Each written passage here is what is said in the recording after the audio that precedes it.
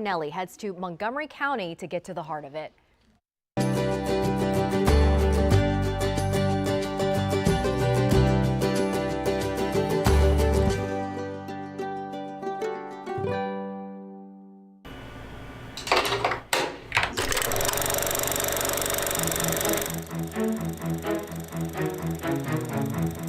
The stories you see here are stories that would still be untold. I'm Martha Whitman.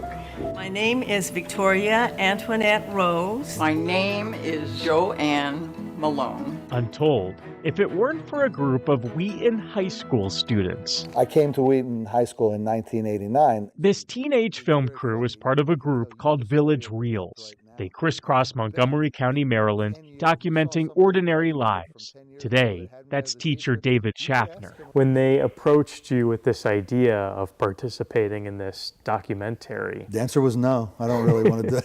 As a history teacher, David never thought anyone would be interested in his story. This is Docs in Progress's effort to keep history alive. Barbara Valentino is CEO of the nonprofit Docs in Progress, which organizes Village Reels. It was really, how do we get the generations together?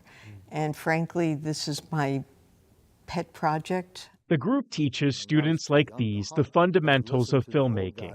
Those students are then tasked with finding a subject and sharing their story. It makes it a lot more real. It's like taking a microscope and like zooming in. Gives me like a whole new perspective on like life in general. A lot of stories and other people's stories, we can kind of always relate those to our lives.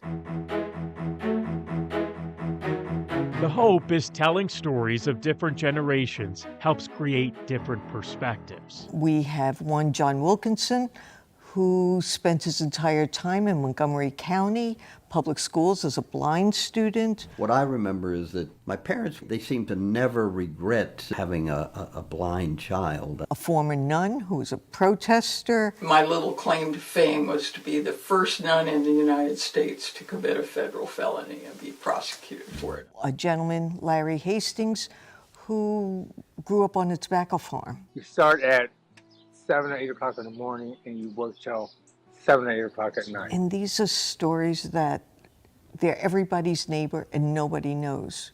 And it's important that they live. That's the most important part, because isn't that what we really identify with when we think about history? Together, we can learn something. Learn that history goes beyond a textbook and from the lives of those without fancy titles. And we all have a story to tell. Even a high school history teacher. Good stories have good characters, and history has a lot of good characters. In Silver Spring, Maryland, Sean Martinelli, WUSA 9.